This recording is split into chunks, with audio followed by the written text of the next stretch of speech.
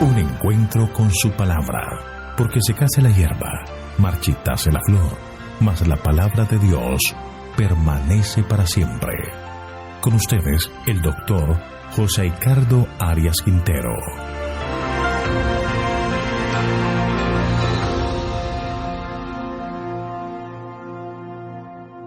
Hoy vamos a estudiar el último capítulo del libro de Ezequiel, el capítulo 48. ¿Cómo se debe repartir la tierra? Te invito a orar. Padre nuestro que estás en el cielo, alabado, glorificado y exaltado sea tu santo nombre. Te pedimos, Señor, en este momento que nos acompañes al estudiar tu palabra, que podamos sacar lecciones que fortalezcan nuestra fe y nos ayuden a vivir una vida conforme a tu voluntad. Bendícenos, Señor, guíanos y que el mensaje de Ezequiel pueda llegar a nuestro corazón y pueda ayudarnos a crecer espiritualmente. Gracias por tus bondades. Lo pedimos en Jesús. Amén. Esta última sección del libro de Ezequiel nos revela el maravilloso amor de Dios por su pueblo y los planes maravillosos que Él tiene. Debemos recordar el contexto histórico en que se dan estas visiones. El pueblo de Israel llevaba muchos años en cautiverio. Ezequiel llevaba 25 años en Babilonia, Daniel más de 30 años.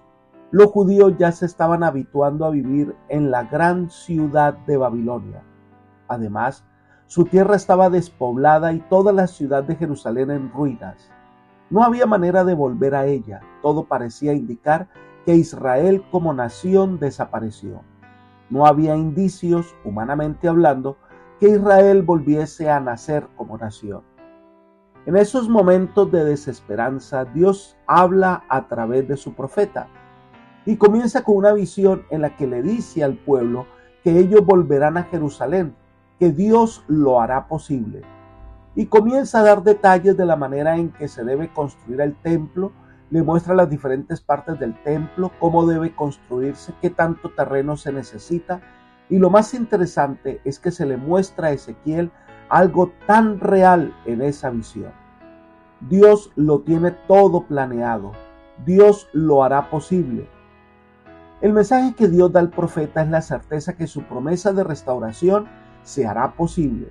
Incluso se muestran los lugares donde los sacerdotes entrarán y oficiarán, la cantidad de ofrendas que se deben ofrecer el día de la inauguración. Además describe la casa de los sacerdotes y dónde debe quedar la casa del gobernador. Incluso muestra la corriente de agua que sale del templo y que sirve para todos los oficios que se celebrarán allí. Dios va a cumplir su promesa. Dios va a cumplir su pacto. Dios hará que todo sea posible. Y toda esta revelación la hace faltando unos 40 años para que Israel vuelva a Jerusalén. Ezequiel no alcanzará a ver el cumplimiento de esa promesa, pero ha visto la visión de Dios y tiene la seguridad que el Señor cumple lo que promete. La pregunta sería, ¿cumplirá el pueblo la parte que le corresponde? El capítulo 48 es el último capítulo de Ezequiel en donde describe la distribución de la tierra y termina con el tamaño de la ciudad y de sus puertas. Pero en la parte central de toda esta distribución está la porción de Jehová. Ezequiel capítulo 45, el verso 1 leemos: Cuando repartáis por suerte en la tierra en heredad, apartaréis una porción para Jehová que le consagraréis en la tierra, de longitud de 25,000 cañas y 10,000 de ancho. Esto será santificado en todo su territorio alrededor. Esta era la parte del santuario y la parte que serviría de tierra para que se establecieran los sacerdotes con sus familias.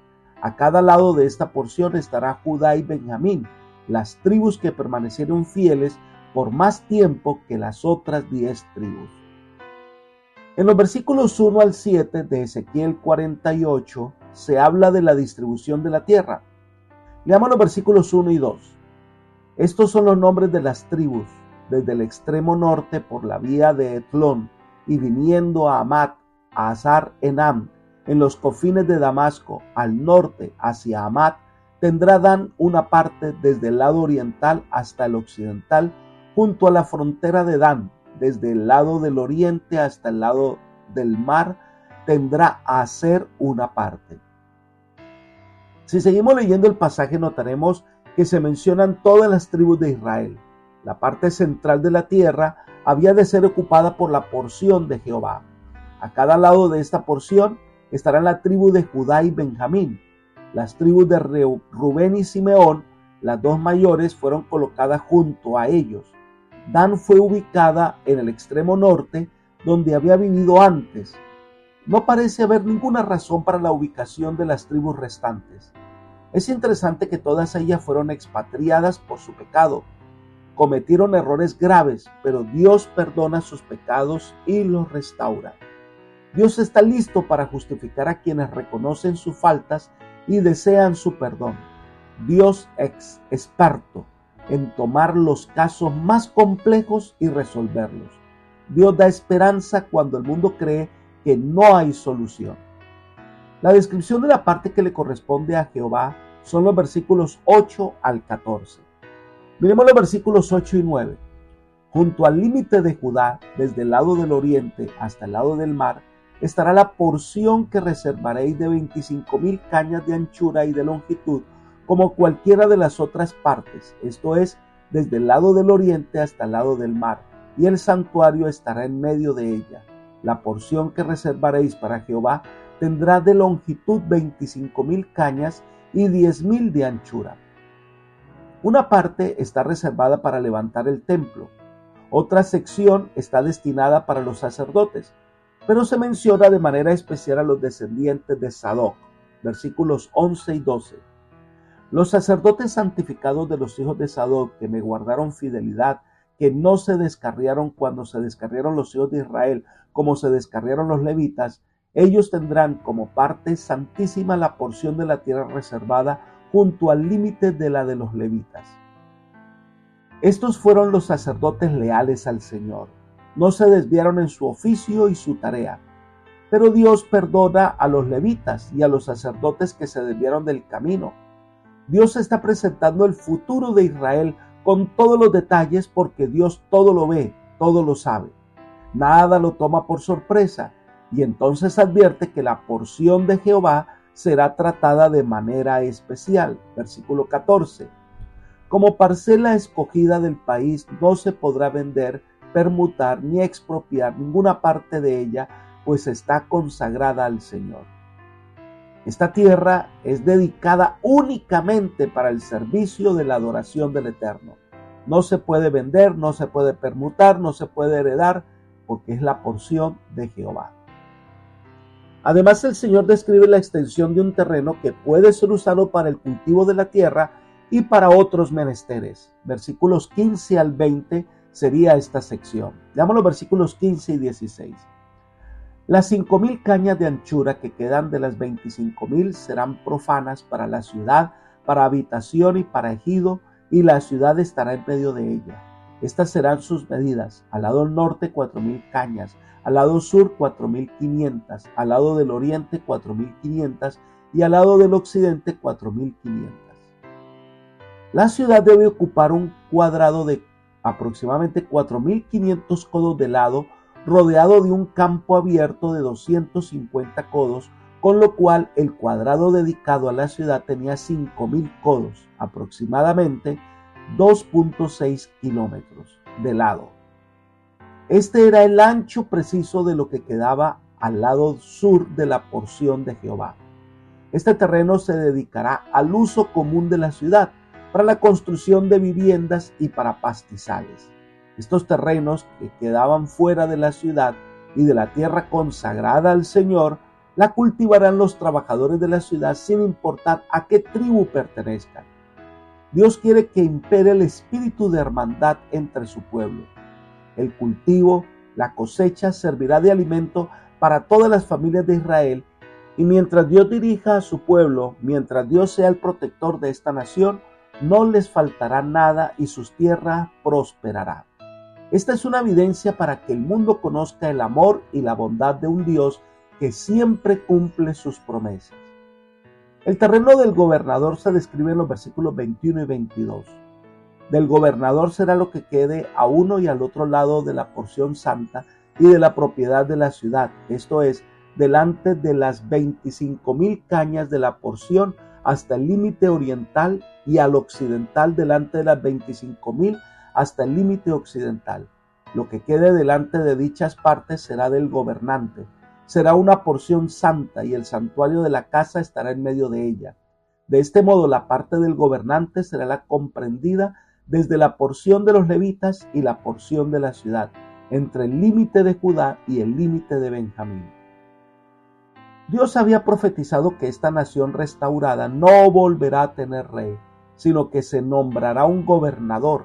Así que Dios describe cuál será el terreno que podrá ocupar el gobernador. Esto de que no va a tener rey es lo que vemos en el Nuevo Testamento. Israel no tiene rey. El verdadero Rey de Reyes vendrá al templo para enseñar al mundo del amor de Dios.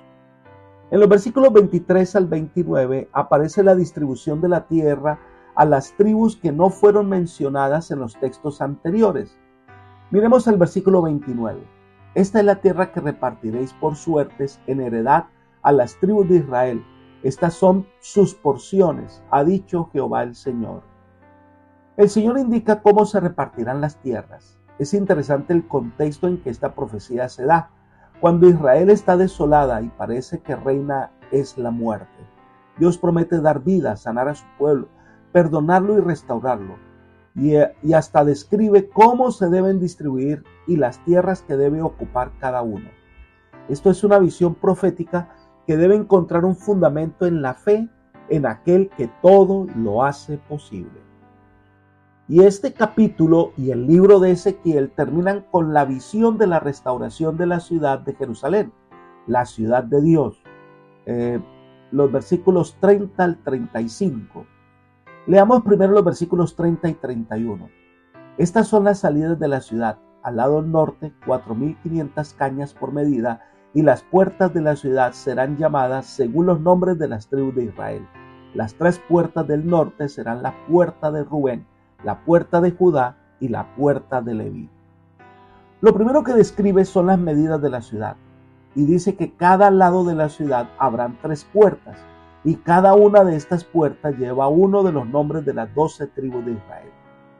Esta descripción es tomada nuevamente al describir la Nueva Jerusalén, capital del reino de Dios, en Apocalipsis capítulo 21, versículo 2. Y yo, Juan, vi la santa ciudad, la Nueva Jerusalén, descender del cielo, de Dios, dispuesta como una esposa ataviada para su marido. Esta ciudad desciende del cielo porque Dios es el constructor. Esta ciudad no nace en la mente del hombre, sino en la mente de Dios. Juan ve cómo será esta ciudad, versículos 12 y 13 de Apocalipsis, capítulo 21. Tenía un muro grande y alto con 12 puertas, y en las puertas 12 ángeles, y nombres inscritos que son las de las 12 tribus de los hijos de Israel. Al oriente 3 puertas, al norte 3 puertas, al sur 3 puertas, al occidente 3 puertas. Esta visión de la ciudad de Dios es en muchos aspectos muy parecida a la visión de Ezequiel, solo que la Nueva Jerusalén se establecerá sobre esta tierra cuando el Señor destruya a todos los malos que habrá en este planeta. Y después de describir varios aspectos de la ciudad, el libro de Ezequiel termina con esta afirmación que encontramos en el capítulo 48, la última parte del versículo 35. Y desde aquel día el nombre de la ciudad será Jehová Sama. Cuando leemos este mismo versículo en la Nueva Versión Internacional, leemos: y desde aquel día el nombre de la ciudad será Aquí habita el Señor. Ezequiel comienza su libro hablando de la terrible apostasía de Israel y anuncia con tristeza que Jehová abandonará a su pueblo y el templo ya no será la habitación del Señor.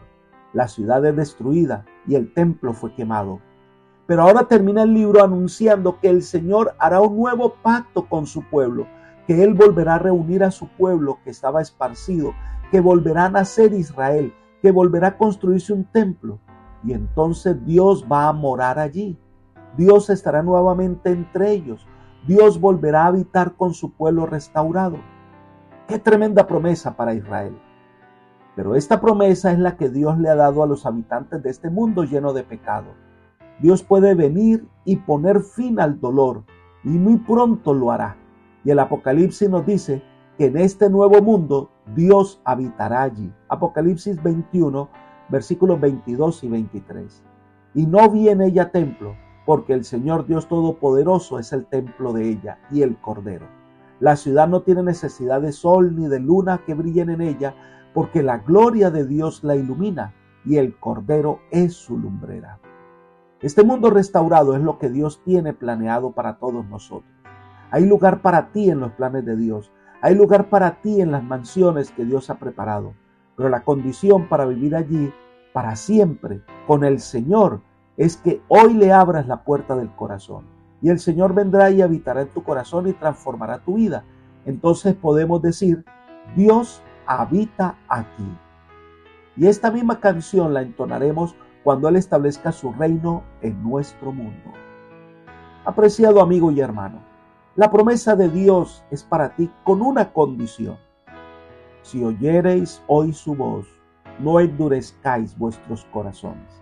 Es decir, acepta el llamado de Dios y rinde tu vida a Dios, y entonces comenzarás a experimentar la vida eterna. Que Dios te bendiga y te guarde y te guíe por sendas de paz. Es mi oración por ti. Amén.